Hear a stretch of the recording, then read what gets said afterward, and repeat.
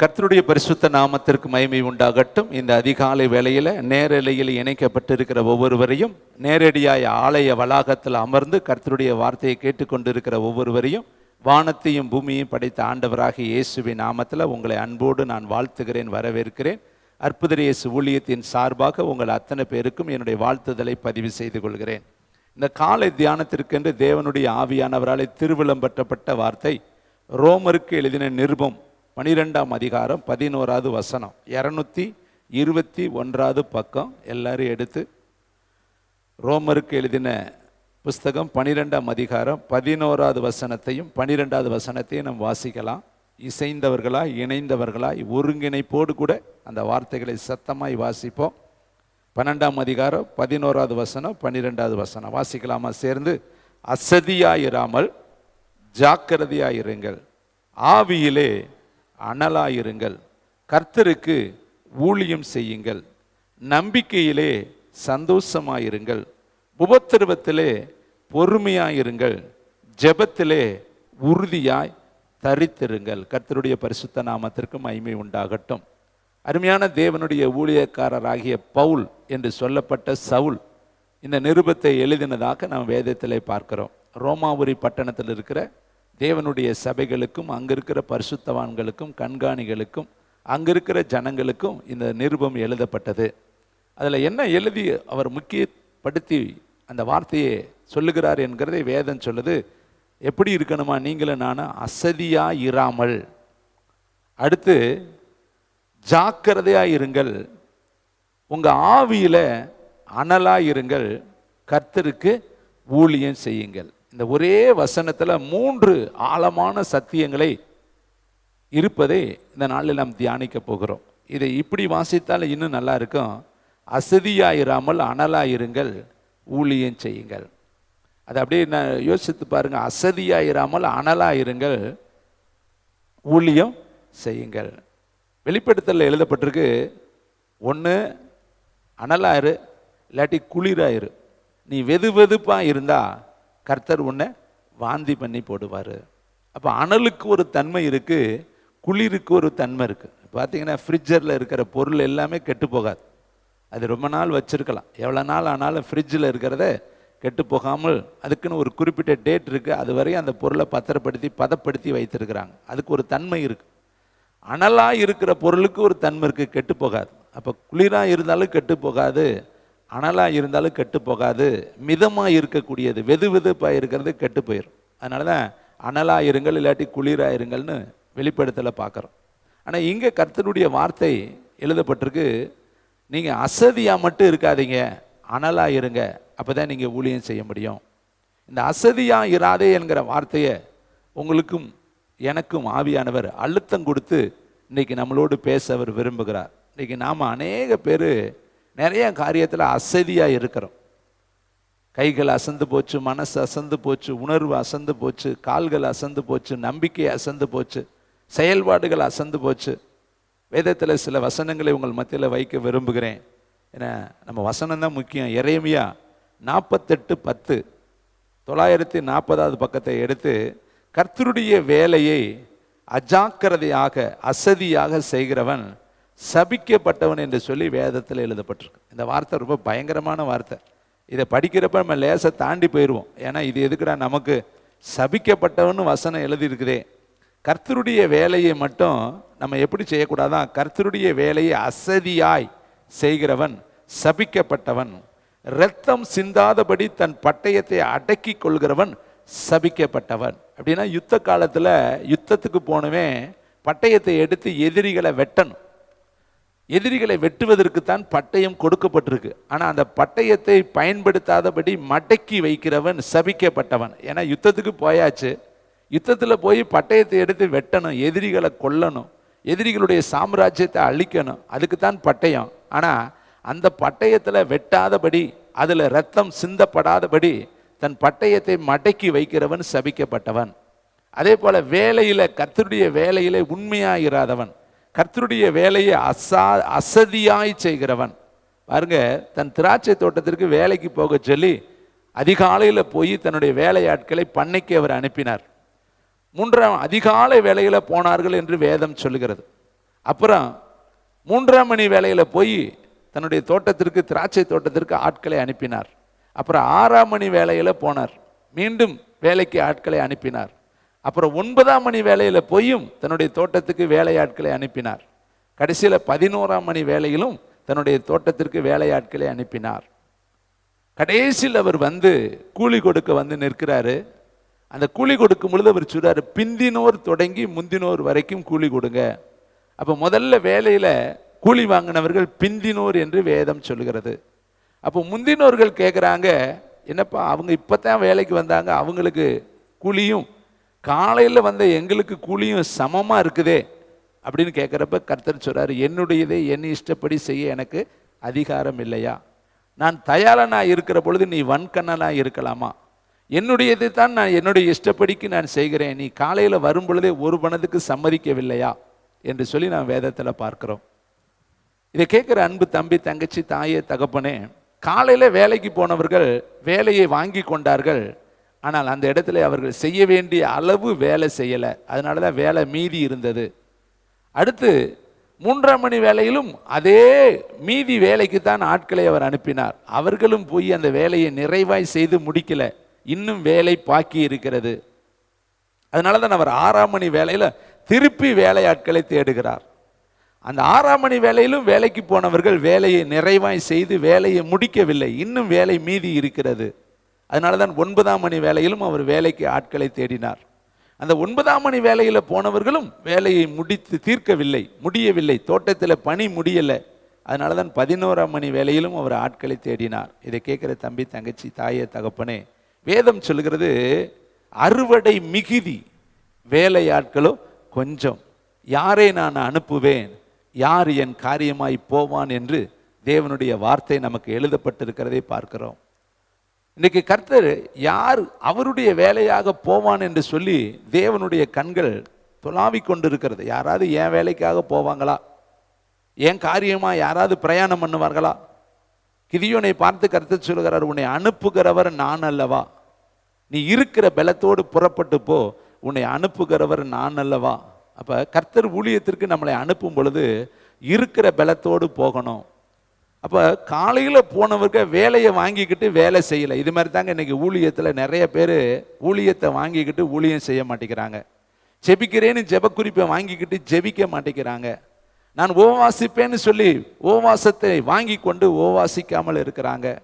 கர்த்தருடைய வேலையை நாங்கள் செய்வோம் என்று சொல்லிட்டு போய் எத்தனையோ பேர்கள் தூங்கி கொண்டு இருக்கிறார்கள். அதனால தான் கர்த்தர் இன்னும் புதிய புதிய நபர்களை தேடிக்கொண்டு இருக்கிறாரு. புறப்பட்டு போனவங்களெல்லாம் உண்மையாக செய்திருந்தாலும் இந்நேரம் பணி முடிந்திருக்கும், ஆண்டவருடைய வருகையும் வந்திருக்கும். போனவர்கள் எல்லாரும் இன்னும் குறை வேலை வைத்திருக்கிறனால தான் இன்னும் புதிய வேலைக்கு கர்த்தர் ஆட்களை தேடிக்கொண்டிருக்கிறாரு. இங்கே எரேமியா சொல்றார் பாருங்க, கர்த்தருடைய வேலையை மட்டும் நம்ம அசதியாய் செய்யக்கூடாது, அசால்ட்னஸாக செய்யக்கூடாது, ஏனாதானோ என்று செய்யக்கூடாது, எப்பயாவது வாய்ப்பு இருக்கிறப்ப செய்து கொள்ளலாம் என்று தட்டி கழிக்கக்கூடாது. நமக்கு இருக்கிற முழு பலத்தோடு கர்த்தருடைய வேலையை செய்யும் பொழுதுதான் ஆண்டவருடைய ராஜ்யம் பூமியில சீக்கிரமாய் வரும். வேதம் சொல்லுது, சுவிசேஷத்தை நான் அறிவிக்காவிட்டால் எனக்கு ஐயோ, சமயம் வாய்த்தாலும் வாய்க்காவிட்டாலும் ஜாக்கிரதையாய் சுவிசேஷத்தை பிரசங்கிக்க வேண்டும் என்று சொல்லி வேதம் சொல்கிறது. பாருங்களே, 1 தீமோத்தேயு புஸ்தகம் 4ஆம் அதிகாரம் 14ஆம் வசனம், 288வது பக்கம் நீங்கள் எடுத்து தயவுசெய்து அந்த வசனங்களை நீங்கள் பார்க்கணும். இந்த வசனம் எல்லாம் ஜீவன் உள்ள வார்த்தை, அது இருபுறமும் கருக்குள்ள வார்த்தை, அது பேசுறவனோடும் கேட்கிறவனோடும் பேசும். 1 தீமோத்தேயு 4ஆம் அதிகாரம் 14ஆம் வசனம், மூப்பராகிய சங்கத்தார் உன்மேல் கைகளை வைத்த பொழுது தீர்க்க தரிசனத்தினால் உனக்கு அளிக்கப்பட்ட வரத்தை பற்றி அசதியாயிராதே. இங்கே ஒரு அசதியை பார்க்குறோம். அங்கு கர்த்தருடைய வேலையை அசதியா செய்யக்கூடாது. இங்கே கர்த்தர் உனக்கு கொடுத்த வரத்தை பற்றி, கிருபையை பற்றி, இரக்கத்தை பற்றி, தயவை பற்றி, உனக்கு தேவன் கொடுத்த ஏதோ ஒரு சிறப்பு கிருபை உனக்கு கொடுத்திருப்பார், அதை பற்றி நீ அசதியாயிராதே.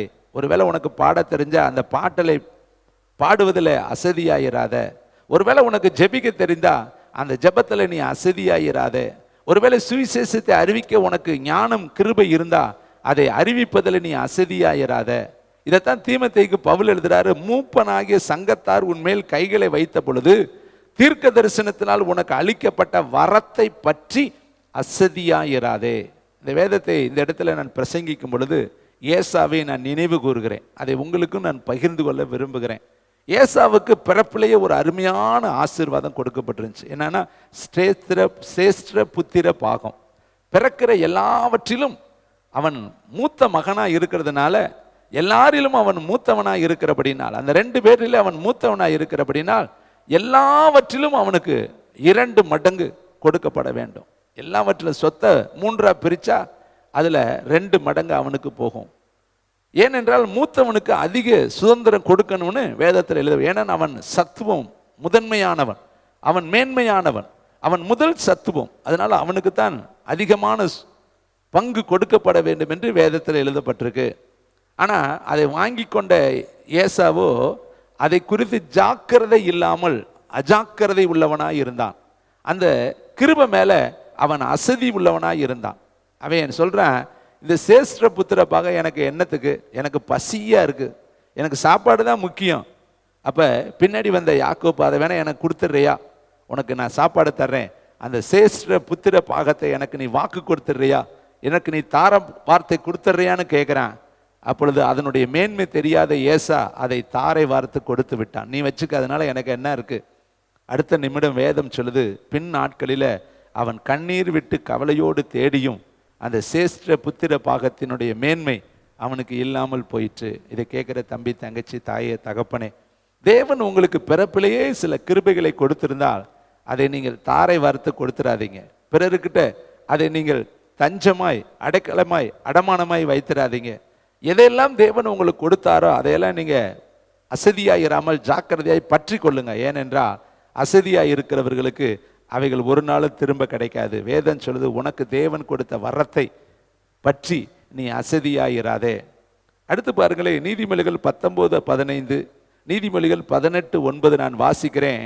சோம்பல் தூங்கி விழப்பண்ணும், அசதியாக இருக்கிறவன் பட்டினியாய் கிடப்பானான். இன்னைக்கு பார்த்தீங்கன்னா எப்பொழுது பார்த்தாலும் தூங்கிக்கிட்டே இருக்கிறது. பகலில் தூக்கம், ராத்திரியில் தூக்கம், காலையில் தூக்கம், சாயந்தரம் தூக்கம்.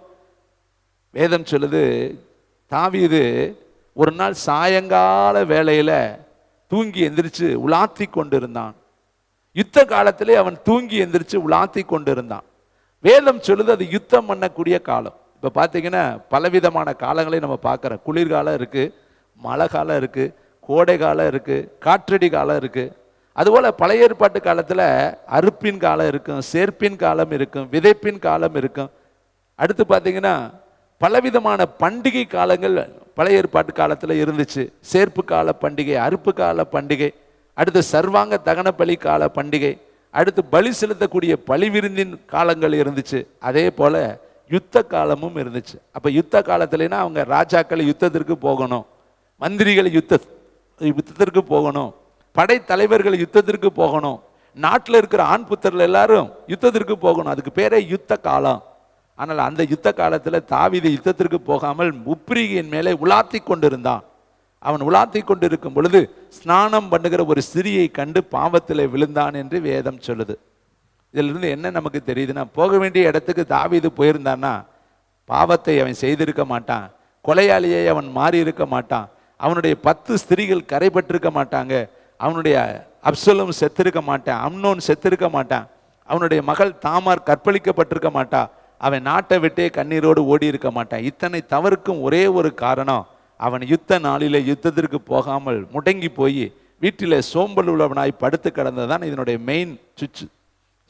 இதனால தான் அவன் வீழ்ச்சிக்கு காரணம். நாமும் கூட சில இடத்துல செய்ய வேண்டியதை செய்யாமல் அசதியாக இருந்தால், போக வேண்டிய இடத்திற்கு போகாமல் அசதியாக இருந்தால், வேதம் சொல்லுது, கர்த்தர் எழுந்து யாக்கோபை பெத்தேலுக்கு போங்கிறார்.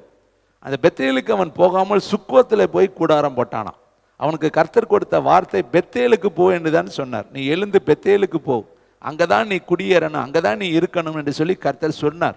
ஆனால் அவனும் பெத்தேலுக்கு போக மனமற்றவனாக சுக்கோத்தில் போய் அவன் கூடாரம் போட்டு அங்கே தங்கினான்.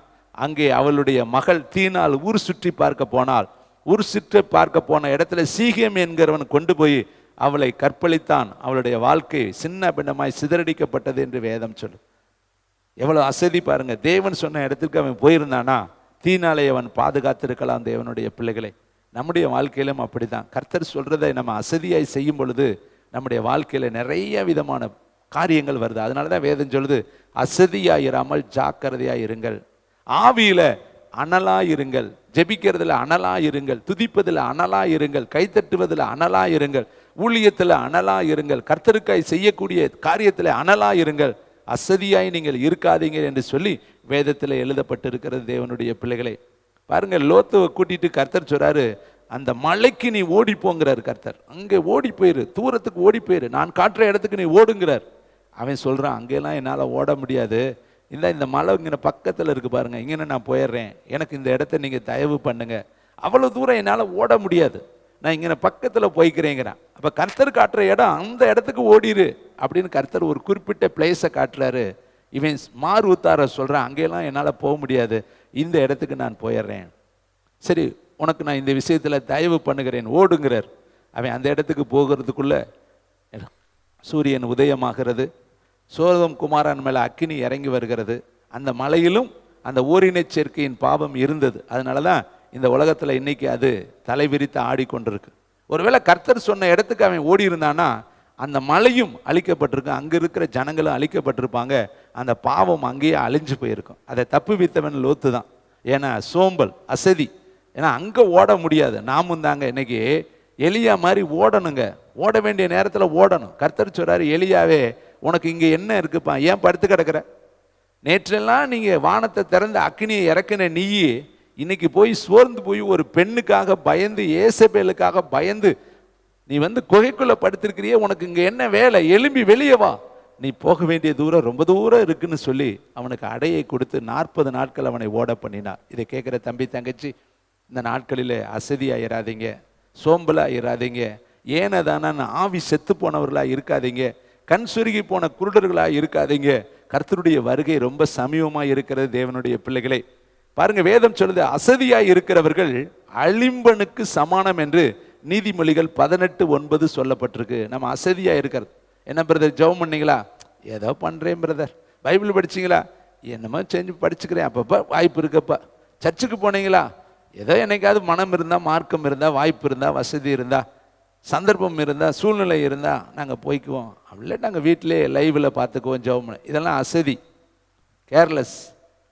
ஆண்டவரோடு விளையாடாதீங்க. கர்த்தருடைய வருகை ரொம்ப சமீபம்.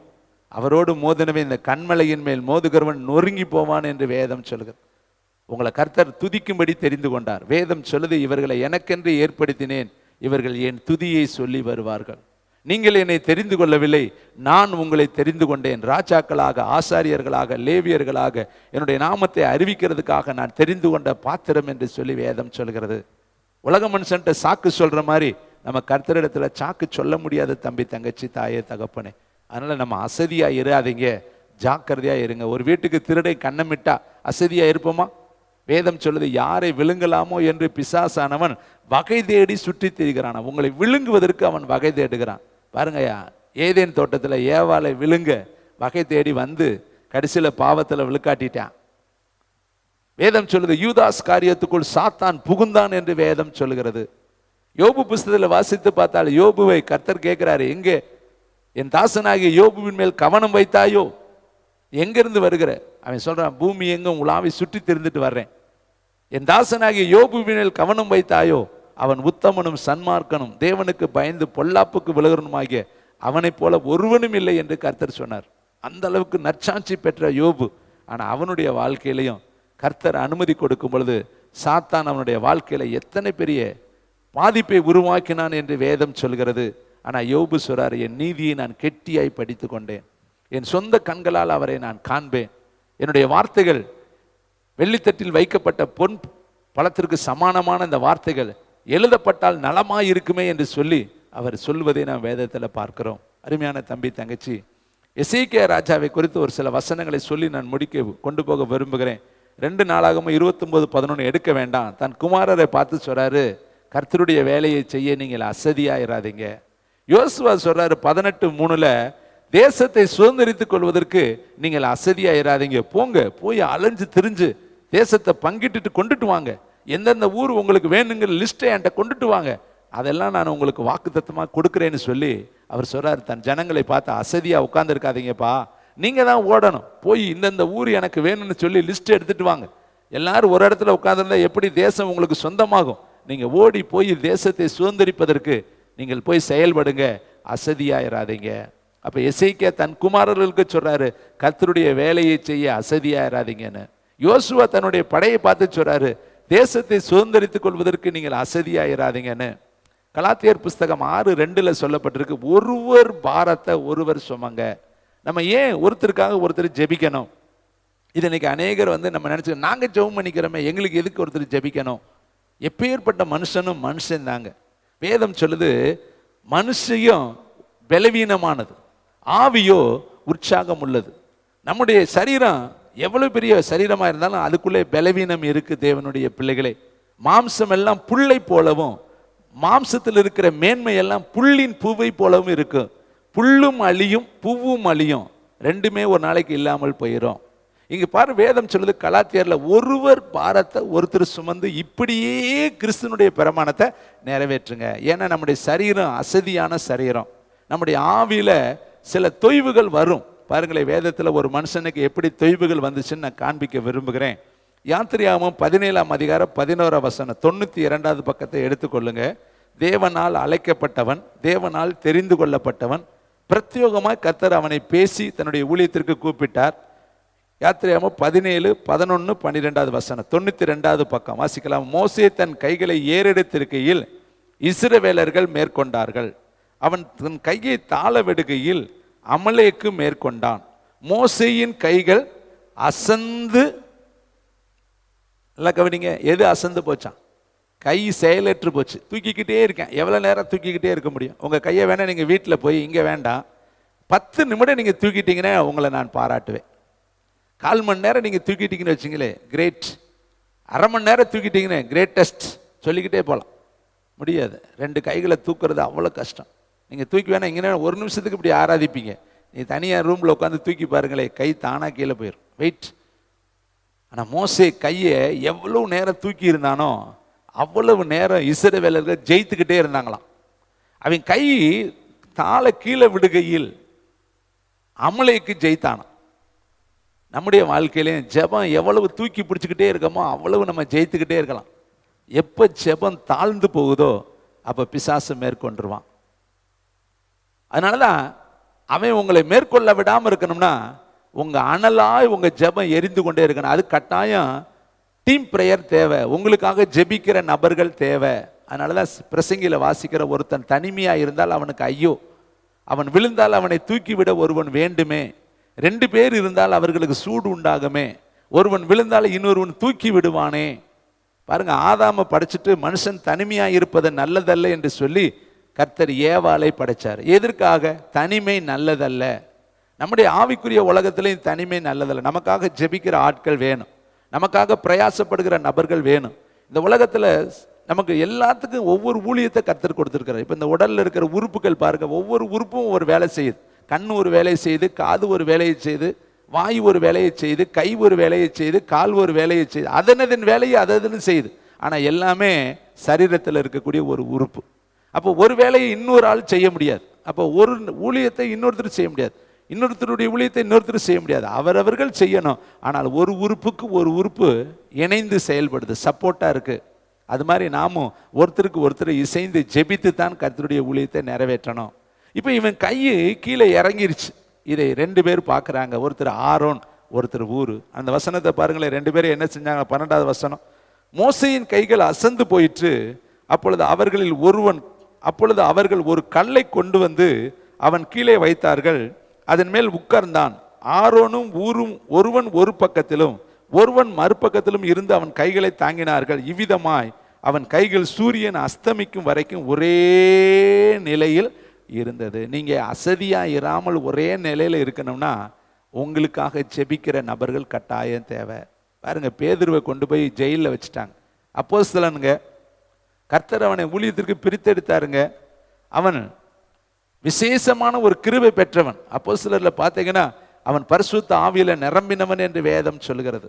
அவனை கொண்டு கர்த்தர் பலத்த அற்புதங்களை நடப்பித்தார் என்று வேதம் சொல்லுகிறது. ஆனால் 12ஆம் அதிகாரத்துக்கு வரும் பொழுது அவனை பிடித்து கொண்டு போய் ஜெயிலில் வைத்தார்கள். பலவீனமாய் போயிட்டான். அவன் 1ஆம் காவல் 2ஆம் காவலுக்குள்ள கொண்டு போய் வைக்கப்பட்டான். நம்பிக்கையெல்லாம் இழந்து போயிட்டான். 2ஆம் அதிகாரத்தில் அபிஷேகம் பெற்றவன், 3ஆம் அதிகாரத்திலிருந்து பயங்கரமான காரியங்களை செய்தவன், 3ஆம் அதிகாரத்தில் பிறவி சப்பானியை எழுப்பினவன் பேதுரு தான். எனக்குள்ள இருக்கிற ஆவியானவர், அவன் சொல்றார், வெள்ளியும் இல்லை பொண்ணும் இல்லை, இயேசுவின் நாமத்தில் எலும்பு என்று சொன்னவன் அவன் தான். தபித்தாலை உயிரோடு எழுப்பினவன் அவன் தான். அவன் 3ஆம் மெத்தையில ஜெபம் பண்ணி கொண்டு இருக்கும் பொழுது தரிசனத்தை பார்த்தவன் அவன் தான். ஆனா அதே பேதுரு 12ஆம் அதிகாரத்துக்கு வரும் பொழுது ஜெயிலில் இருக்கிறான். நம்பிக்கையெல்லாம் இழந்து போயிட்டான், அசந்து போச்சு. அவனால ஜெபிக்கவே முடியல. ஏன்னா தரிசனம் என்னாச்சு, ஆண்டவர் கொடுத்த வாக்கு என்னாச்சு, எல்லாம் நம்பிக்கையெல்லாம் போச்சு அவனுக்கு. அவ்வளோதான், யாக்கோப்பை தலையை வெட்டிட்டாங்க, என்ன நம்மளை தான் வெட்ட போறாங்கன்னு அந்த பஸ்கா பண்டிகைக்கு பின்னாடி அவனை வெட்டுவதற்கு நாள் குறித்து உட்கார வைத்திருக்கிறார்கள். உள்ள ஜெயிலில் இருக்கான், கைகளில் கால்களில் எல்லாம் விலங்கு போடப்பட்டிருக்கு. ஆனால் ரோதை என்கிற வீட்டில் உட்கார்ந்து சபையார்கள் ஜெபித்தார்கள், கைத்தட்டி கர்த்தருக்கு. அதனால தான் சபைக்கு ஜெபம் தேவை.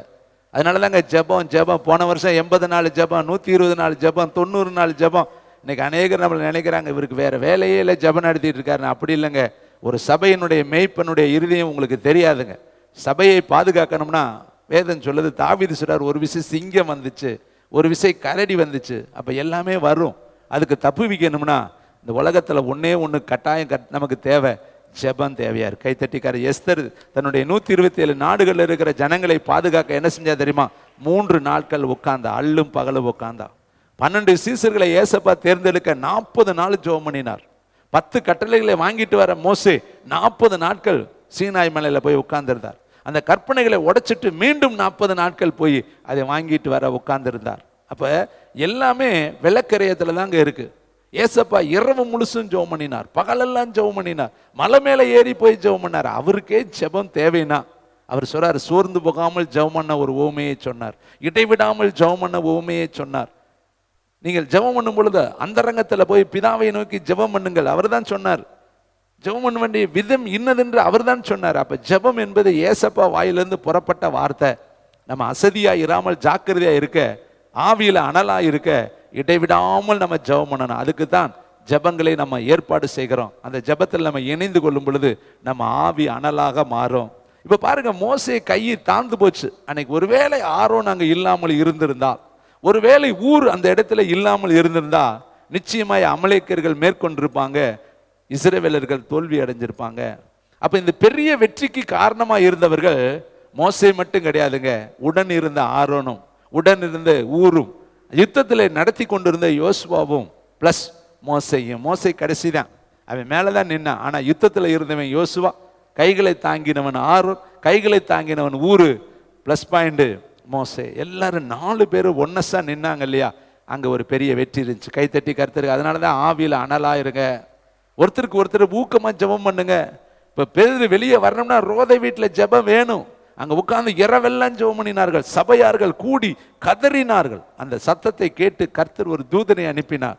அங்கே வேதம் சொல்லுது, 1ஆம் காவலையும் 2ஆம் காவலையும் திறந்து கொண்டு தானா கட்டுகள் விழுந்ததான், தானா கதவுகள் திறந்ததான், பேதுரு அந்த ரோதை வீட்டுக்கே வந்தார் என்று சொல்லி வேதம் சொல்லுது. அப்ப அசதியா நீங்க இல்லாமல் இருக்கணும்னா செபிக்கிற நபர்கள் இருந்தால் உங்கள் ஆவி அனல் மூட்டப்படும் தேவனுடைய பிள்ளை. அதனாலதான் இன்னைக்கு வேதம் சொல்லுது, அசதியாயிராமல் ஜாக்கிரதையா இருங்க. நம்ம நினைக்கிறோம் நாம் பண்ணிக்குவீங்க ஜெபம், நான் போதுங்க, எனக்கு தெரியாத ஜெபமா? இல்லை தம்பி, விளையாடாதீங்க. Don't play with the God. ஆண்டவரோடு மோதாத. அவர் நல்லவர், வல்லவர் தான், ஆனால் எரிச்சல் உள்ளவர், பட்சிக்கிற அக்னி என்று வேதம் சொல்கிறது. அருமையானவர்களே, நமக்கு தேவன் கொடுத்த கட்டளை ரொம்ப முக்கியம். ஒருவர் பாரத்தை ஒருவர் சுமந்து, இயேசுவே பாருங்க தன்னோட சீசர்களோடு கூட்டிட்டு போய் ஜெபம்னு சொல்றாரு. என்னோடு கூட 1 மணி நேரம் இணைந்து நீங்க ஜெபிக்க மாட்டீங்களா? பெரிய பேதுரு ஜெப வீரன்னா கேட்டார், யாக்கோபு பெரிய ஜெப வீரன்னா கேட்டார். கேட்கிறார், என்னோ 1 மணி நேரம் நீங்க ஜெபிக்க மாட்டீங்களா? அந்த இக்கட்டான காலத்துல அவருக்கும் ஜெப உதவி தேவையா இருந்துச்சு. இதை கேட்கிற தம்பி தங்கச்சி, இன்னைக்கு கர்த்தர் சொல்றாரு, மோசே கை தளர்ந்து போச்சு. இன்னொரு பரிசுத்தமான உங்களுக்கு காண்பிக்க விரும்புகிறேன். 2 சாமுவேல் 21:15. தயவுசெய்து இந்த வசனத்தை எல்லாரும் பாருங்க. 415வது பக்கம். Thank you Father, thank you Holy Spirit. 415வது பக்கம். தாவீதினுடைய கடைசி அந்திய காலம். நமக்கு ஒரு நாள் அந்திய காலம் வரும். நம்ம நினைச்சுக்கிட்டு இருக்கிறோம், நம்ம எப்பயுமே இளவெட்டாவே இருப்போம், எப்பயுமே ஸ்ட்ராங் நபராக இருப்போம், எப்பயுமே மான் கால்களாக இருப்போம், எப்பயுமே நம்ம ஓடிக்கிட்டே இருப்போம்னு. இல்லை தம்பி தங்கச்சி, பிறக்க ஒரு காலம் உண்டு, இறக்க ஒரு காலம் உண்டு. அழகா இருக்க ஒரு காலம் உண்டு, அசிங்கமா இருக்கிற ஒரு காலம் உண்டு, எல்லா பல்கர்களும் இருக்கிற ஒரு காலம் உண்டு, பல்லே இல்லாத ஒரு காலம் உண்டு, அழகழகா சீவன காலம் ஒன்று உண்டு, எல்லாம் முடி விழுந்து போற ஒரு காலம் இருக்கு 26 காலம் வேதத்துல இருக்கு. தாவீதோடைய காலம் எப்படி இருந்துச்சு பாருங்களேன். 21ஆம் அதிகாரம் 15ஆம் வசனத்திலிருந்து நான் வாசிக்கிறேன். பக்க நம்பர் 415. பின்பு பெலிஸ்தர் இஸ்ரவேலின் மேல் யுத்தம் செய்தார்கள். அப்பொழுது தாவீதும் அவனோடு கூட அவன் சேவகரும் போய் பெலிஸ்தரோடு யுத்தம் பண்ணினார்கள். தாவீது விடாய்த்து, பேனா வச்சிருந்தீங்கன்னா ஒரு கோடு போடுங்க, விடாய்த்து போனான். அப்படின்னா என்னது? பலனற்று போனான், அசந்து போனான், தளர்ந்து போனான், தள்ளாடி போனான், கை கால்கள் செயலற்று போனது. அப்ப என்ன நடந்துச்சு பாருங்க. அப்பொழுது 300 சேக்கல் நிறை வெண்கல ஈட்டியை பிடித்திருக்கிறவனும் புது பட்டயத்தை அறையிலே கட்டி கொண்டவனுமான இஸ்பி பெனோப் என்னும் ராட்சச புத்திரில் ஒருவன் தாவீதை வெட்ட வேண்டும் என்று இருந்தான். செரியாவின் குமாரனாகிய அபிஷாய் ராஜாவுக்கு உதவியாக வந்து பெலிஸ்தனை வெட்டி கொன்று போட்டான். அப்பொழுது தாவீதின் மனுஷர், இஸ்ரவேலின் விளக்கு அணைந்து போகாதபடிக்கு நீர் இனி எங்களோடு யுத்தத்திற்கு புறப்பட வேண்டாம் என்று அவனுக்கு ஆணையிட்டு சொன்னார்கள். தாவீது விடாய்த்து போனான். இந்த தாவீதினுடைய வாழ்க்கை உங்களுக்கு முதல்ல தெரியணும். அவன் எப்படிப்பட்டவன்னு சொல்லி நான் வேகமாக சொல்றேன். நீ முடிஞ்சா குறித்து கொள்ளுங்க, இல்லாட்டி கவனிங்க. 2 சாமுவேல் புஸ்தகம் 8:6-14 சொல்றது, தாவீது போன இடமெல்லாம் கர்த்தர் அவனை காப்பாற்றினார். 1 சாமுவேல் 16-18 சொல்லப்பட்டிருக்கு, வாசிப்பதில் தேறினவன், பராக்கிரமசாலி, யுத்த வீரன், காரிய சமர்த்தன், சௌந்தரியம் உள்ளவன், கர்த்தர் அவனோடு கூட இருக்கிறார். 17:36 சொல்லப்பட்டிருக்கு. 1 சாமுவேல் 17:36, சிங்கத்தையும் கரடியும் கொன்றவன். 54வது வசனம், பெலிஸ்தீனுடைய தலையை எடுத்து எருசலேமுக்கு கொண்டு வந்தவன், வெட்டி தலையை கையில எடுத்து கொண்டு வந்தவன். 18ஆம் அதிகாரம் 5ஆம் வசனம், எவ்விடத்திற்கும் போய் புத்தியாய் காரியத்தை நடத்தினபடினால் அவனை யுத்தத்திற்கு தலைவனாக சவுல் நியமித்தான். 18:27 200 பேரை வெட்டி நுனித்தோலை அறுத்து கொண்டு வந்தான். இவ்வளவு பெரிய பயங்கரமான பராக்கிரமசாலி தாவீது. இது எப்ப? ஒன்ஸ் அப்பான் எ டைம், ஒரு காலத்தில் அவன் வாலிபனாய் இருக்கிற பொழுது, திடகாத்திரமாய் இருக்கும் பொழுது அவன் 200 பேரை கொன்னான், சிங்கத்தை கொன்றான், கரடியை கொன்றான். அடுத்து பார்த்தீங்கன்னா போன இடமெல்லாம் காரிய சமர்த்தனா இருந்தான், புத்தியா இருந்தான், காரியத்தை செய்தான். ஆனால் அதே தாவீது ஒரு நாள் விடாய்த்து போனான், வயது தளர்ந்து போனான். இந்த காலையில் நான் தியானிக்கும் பொழுது நம்மில்ல இன்னைக்கு அநேகர் அந்த நிலைமைக்கு வந்துட்டோம். இன்னைக்கு வாலிபர்களாக இருக்கிற நீங்க நினைக்கிறீங்க இதுதான் வாலிபம் தான் நமக்கு உலகம், நினைக்காதீங்க. வாலிபனே, உன் வாலிப பருவத்தில் உன் சிருஷ்டிகரை நினை. தீங்கு நாட்கள் வராதற்கு முன்னும், எனக்கு பிரியமானவைகள் அல்ல என்று சொல்லும் நாட்கள் வராதற்கு முன்னும் உன் வாலிப பருவத்தில் உன் சிருஷ்டிகரை நினை. மாயை மாயை எல்லா மாயை என்று பிரசங்கி சொன்னான். அதில் ரொம்ப என் இருதயத்தை தொட்ட ஒரு வார்த்தை உண்டு, அதை உங்களுக்கு நினைவுபடுத்த விரும்புகிறேன். தயவுசெய்து எல்லாரும் பிரசங்கி புஸ்தகத்துக்கு வாங்க. 12ஆம் அதிகாரத்தில் எல்லாருமே இதை பார்க்கணும். ஏன்னா நம்முடைய அந்திய காலம், கடைசி காலம், இப்படி ஒரு சூழ்நிலை, வேதனையான சூழ்நிலை வரக்கூடாது. அதற்கு முன்பாக நம்ம செய்ய வேண்டிய நிறைய காரியங்களை நம்ம செய்யணும். தேவனுடைய பிள்ளைகளை 12ஆம் அதிகாரம் 800வது பக்கம் எல்லாரும் எடுத்து தயவுசெய்து வேதத்தை இதெல்லாம் நீங்கள் தெரிந்து கொள்ளுங்க. வேதம் என்பது இருபுறமும் பேசும். 800வது பக்கம் பிரசங்கி 12ஆம் அதிகாரம் 5ஆம் வசனம் வாசிக்கலாமா? மேட்டுக்காக, எனக்கெல்லாம் வராதுங்க, நான் சாக வரையும் அப்படியே தாங்க ஓடிக்கிட்டு இருப்பேன்னு நினைக்காதீங்க. உங்களுக்கும் மேட்டில் ஏற பயமாக இருக்கும், பள்ளத்தில் இறங்க பயமாக இருக்கும். அப்படி ஒரு காலம் வரும். ஏன்னா வெள்ளிக்கயிறு மேலேருந்து நீங்கள் பார்த்தீங்கன்னா வெள்ளிக்கயிறு கட்டுவிட்டு பொற்கிண்ணி நசுங்கி ஊற்றின் அருகே சால் உடைந்து இப்படி எழுதிக்கிட்டு நிறைய வர்றார். அதில் பாருங்க, மேட்டுக்காக அச்சம் உண்டாகி வழியில பயங்கள் தோன்றி வாதுமை மரம் பூ பூத்து வெட்டுக்கிளியும் பாரமாகி பசி தீவனமும் அற்று போகாதற்கு முன்னும் மனுஷன் தன் நித்திய வீட்டுக்கு போகிறதுனாலே துக்கம் கொண்டாடுகிறவர்கள் வீதியிலே திரியாதற்கும். கடைசி காலத்தில் வந்து சொல்லுவாங்க, இன்னும் ஆள் முடியலையா, இன்னும் இழுத்துக்கிட்டே இருக்கிறாரா, எப்போத்தான் முடியும், அப்படி ஒரு நாளைக்கு சொல்லுவாங்கங்க. யார் சொல்லுவா? நீ பெத்தெடுத்த பிள்ளை சொல்லும், உன் வீட்டுக்கு வந்த மருமக சொல்லும், உன் பேர பிள்ளைக சொல்லும், இன்னும் முடியலையா. அப்படி ஒரு காலத்தில் நம்ம போகாததுக்கு முன்னாடி இளம் பிராயத்தில் ஆண்டவரை தேடு. அதுதான் அவர் சொல்கிறார். உங்கள் தலையில் இருக்கிற முடியெல்லாம் பூ பூத்து, உங்கள் நரம்பெல்லாம் கட்டு விட்டு போய், உங்கள் பொற்கிண்ணிலாம் முழங்காலில் இருக்கிற அந்த கிண்ணிலாம் உடஞ்சி நரம்பெல்லாம் சுருண்டு அப்படிலாம் போறதுக்கு முன்னாடி குரல் விலைகள்லாம் மாறி, மேட்டுக்காக அச்சம் வந்து, கீத வாத்தியங்கள் சத்தம்லாம் அப்பெல்லாம் சொல்லுவாங்க, பாட்டை நிறுத்து, கேட்க பயமா இருக்கு, நெஞ்சு அடைக்குது, சத்தமா பேசாத. இப்படி ஒரு காலம் உனக்கு வரும்னு நீ மறந்து போய் இருக்கிற. நீ இப்படியே இளமையிலே இருக்கலாம்னு நினைக்காத, உனக்கு முதுமை வரும். இதுதான் அசந்து போன காலம். அந்த காலத்தில் நீ ஒன்றுமே செய்ய முடியாது.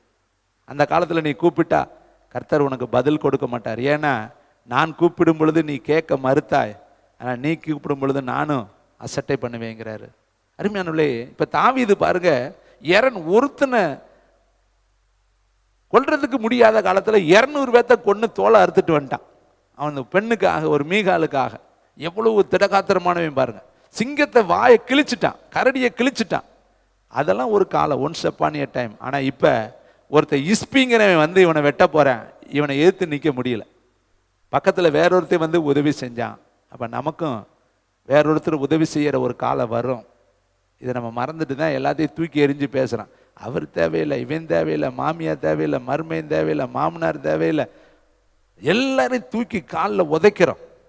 ஆனால் இதை குறித்து பேதுரு எழுதியிருக்கிற, பேதுருவை குறித்து ஏசப்பா சொன்ன ஒரு வார்த்தையை நான் உங்களுக்கு சொல்லி முடிக்க விரும்புகிறேன். யோவான் 21:18 எல்லாரும் வாசிக்கலாமா? தேங்க்யூ, வண்டர்ஃபுல் த ஹோலி ஸ்பிரிட். யோவான் 21:18. தயவுசெய்து எல்லாரும் இந்த வசனத்தை உற்று பாருங்க. இதெல்லாம் படிச்சிருப்போம், ஆனால் நம்ம அதை டிவோஷன் பண்ண மாட்டோம், அதை தியானிக்க மாட்டோம். நீ இளம் வயதுள்ளவனாய் இருந்த பொழுது உன்னையே நீ அரை கட்டி கொண்டு உனக்கு இஷ்டமான இடத்துல நடந்து. இப்போ ட்ரெஸ் பண்ணுறதுலாம் நம்ம யாரையுமே எதிர்பார்க்க மாட்டோம். டக்கு டக்குன்னு சட்டையை போடுவோம், பேண்ட்டை போடுவோம், சேலையை கட்டுவோம், சீவுவோம், அப்படிலாம் ஆக்ஷன் பண்ணிட்டு நம்ம ஓடுவோம். ஏன்னா நமக்கு இப்போ இள வயசு இருக்குது, நம்ம உடம்பு கை காலெல்லாம் எல்லா வேலையும் செய்யும். இது ஒரு காலம். அடுத்த வார்த்தையை நல்லா கவனிங்க. நீ முதிர் வயது உள்ளவன் ஆகும்போது உன் கைகளை நீ நீட்டுவாய், வேறொருவன் உனக்கு அறையை கட்டி உனக்கு இஷ்டமில்லாத இடத்துக்கு உன்னை கொண்டு போவான் என்று மெய்யாகவே உனக்கு. வயசான காலத்தில் சட்டை போட முடியாது, வேட்டி கட்ட முடியாது, பல்லு விளக்க முடியாது, சீவ முடியாது. நம்ம சாப்பாடு கேட்டால் பிள்ளைங்க தராது, இதெல்லாம் சாப்பிடக்கூடாது, செரிக்காது, வேற எதை கொடுக்கும். இன்னைக்கு நினைக்கிறாரு, இப்படிலாம் எங்கள் மயஞ்சி கட்டாயம் எழுதி வைத்து கையெழுத்து போட்டு தரேன், நீ கேட்குறது தரமாட்டாங்க. எல்லாருக்கும் தான். இங்கே ஒவ்வொருத்த பேரை சொன்னால் நேராயிரும். நீங்கள் நினைக்கிறீங்க கண்ணே பொண்ணே மணியே வைரமே வைடூரியமே, அதுதான் உன்னை உதைக்கும். எனக்கு தெரிஞ்ச எத்தனையோ பேர்கள் பிள்ளைகள் மகனா தகப்பனாரை அடித்து கடைசி காலத்தில் கண்ணீரோடு செத்தார்கள்.